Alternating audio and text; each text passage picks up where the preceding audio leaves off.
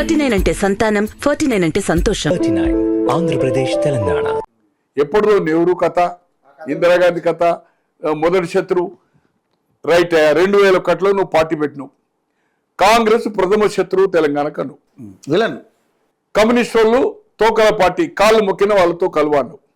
అదే కాంగ్రెస్తో ఏదైతుందో, కాంగ్రెస్ నీతో కలవలా. నువ్వు లాబీ చేసుకొని ఈరోజు సురేందర్ రెడ్డి గారు ఎక్స్-ఎంపీ బతుకున్నారు. వారి కొడుకే రఘురామరెడ్డి ఏదైతుందో ఖమ్మం ఎంపీ, వెంకటస్వామి గారు చనిపోయారు. రాజేశ్వరరావు గారు, లక్ష్మీకాంతరావు గారు ఎక్స్ మినిస్టర్ ఉన్నారు కదా, ఆయన బతుకున్నాడు ఎక్స్ మినిస్టర్ రాజ్యసభ.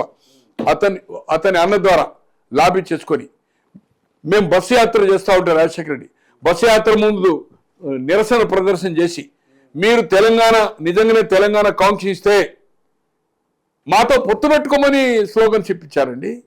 మా దగ్గర పెద్దపల్లిలో తెలంగాణ వాదులో కావాలో తేల్చాలంటే ఎవరైతే తెలంగాణ కోరుకుంటుందో వాళ్ళందరూ కలిసి ఒక కూటమిగా ఏర్పాటు చేయాలనేది స్లోగన్స్ అని లాబీ చేసుకొని, లేకపోతే ఆయన కరీంనగర్ నుంచి ఎంపీ గెలవడు కదండి. ఆయనకు కరీంనగర్ ఎంపీ గెలవడు, ఆయన కాన్స్టిట్యూన్సీ సిద్దిపేట రిజర్వ్ కదా. నెక్స్ట్ టైం పోటీ చేయక 2 సార్లు గెలిచి బై ఎలక్షన్లు గెలిచి కూడా ఎక్కడికి పోయిండు? మహబూబ్ నగర్ పోయిండు. మొన్న ముఖ్యమంత్రి ఉండి ఓడిపోయాడు. ముఖ్యమంత్రిగా ఉండి ఆయన కాన్స్టిట్యూన్సీ మెదక్ కూడా అసెంబ్లీ ఓడిపోయాడు, మెదక్ లోక్సభ కూడా ఓడిపోయింది. కేటీఆర్ కొడుకు కాన్స్టిట్యూన్సీలో ఓడిపోవడం కాదు కరీంనగర్, ఆయన అసెంబ్లీ సెగ్మెంట్లో మెజార్టీ వచ్చింది. కవిత ప్రాతినిధ్యం వహించిన నిజామాబాద్ జిల్లా ఓడిపోయింది, అంతకుముందు ఓడిపోయింది అనుకోండి 7 అసెంబ్లీ గెలిచి. ఏదైతుందో మీరు ఈరోజు కాంగ్రెస్ను తిట్టిపోయడాన్ని ప్రథమ శత్రువు అంటే మళ్ళీ తెలంగాణ వాదాన్ని అయిపోయిందండి. బీఆర్ఎస్ అయింది, నేషనల్ పార్టీ. దేశంలో జాతీయ పార్టీలు 75 సంవత్సరాలు ధ్వంసం చేసినాయి, మోసం చేసినాయి. నిధులు నియామకాలు కాదు, నీళ్లున్నాయి, నీళ్ళతో ఉత్పత్తి చేసుకోవచ్చు కరెంటు. 24 గంటలు నీళ్ళు ఇవ్వచ్చు, ప్రతి ఎకరానికి, ప్రతి గుంటకు, ప్రతి గజానికి 24 గంటలు కరెంట్ ఇవ్వచ్చు. దేశం అంతా ఇది ఈ దేశాన్ని భ్రష్టు పట్టించిందని చెప్పి జాతీయ పార్టీ పెట్టి అప్కా సర్కార్ కిసాన్ సర్కార్ అని ప్రైమ్ మినిస్టర్ అని స్లోగన్స్ పెట్టించుకొని నువ్వు జీరో అయినావు, దేశం అంతా ఎక్కడ పోటీ చేయలేదు. ఈ విధంగా ఏదైతుందో ఆ సభను తన కార్యకర్తలు ఉత్సాహం చేయడానికి కానీ, స్థానిక సంస్థల ఎన్నికల్లో అదే చావు నోట్లు తలకాయ పెట్టినంటాడు. ఇక ఎన్నిసార్లు చూపాలని నేను తీసుకొస్తా అనుకున్నా. దీక్ష ఆ రోజు ఫైరింగ్ చనిపోయాను విద్యార్థులు. కానీ మీరు మీ కుటుంబము మోసం చేసి నువ్వు నిజంగానే నేను సీరియస్గా అమరన్ డైరెక్షన్ పట్టావు, నువ్వు ఎక్కడ అదైతే చెప్పి రెచ్చగొట్టి అమాయకులు ఏదైతుందో ఆత్మ బలిదానాలు చేసుకున్నారు.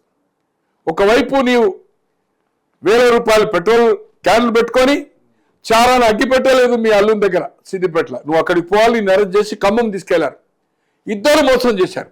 అంటే యువకులను మోసం చేసేది అవుతుందో ఆ ఉత్సవం లాగి వాళ్ళని ఏదైతుందో చనిపోయి అంటే ఆత్మాహుతి చేసుకునే ప్రయత్నం చేసిన వాళ్ళు వీళ్ళు ఎక్కడ ఆపలే. ఈవెన్ తెలంగాణ 9th డిసెంబర్ ఒక ప్రకటన వచ్చిన తర్వాత కూడా ఆంధ్రులు ప్రతిఘటించి రాజీనామాలు చేస్తూ ఉంటే ఒక ప్రెస్ కాన్ఫరెన్స్ పెట్టాడు. 23 రివర్స్ అయింది, 24, 21 అవన్నీ నా దగ్గర ఉన్నాయి. 4 లక్షల మంది చచ్చినా కూడా తెలంగాణ పోరు ఆగదని చెప్పిండు. అంటే 4 కోట్ల జనాభాలో 1%. అప్పటికే 800-900 మంది చచ్చిపోయారు. 4 లక్షల మంది చచ్చిన బ్యానర్ ఐటమ్ వచ్చేసింది ప్రెస్ కాన్ఫరెన్స్ పెట్టి. అప్పటికే ఆయన దొంగ దీక్ష పట్టేమో విరమించిండు. 29 నవంబర్ నుంచి 9 నవంబర్లో వేసిండు ప్రకటన తర్వాత. 11 హాస్పిటల్ నుంచి డిశ్చార్జ్ అయ్యిండు. అంటే ఇటువంటి మోసపూరితం చేసి అక్రమాలు చేసి లక్షల కోట్ల ఆస్తులు సంపాదించుకొని ఈరోజు నీళ్ళు ఇవ్వకపోతే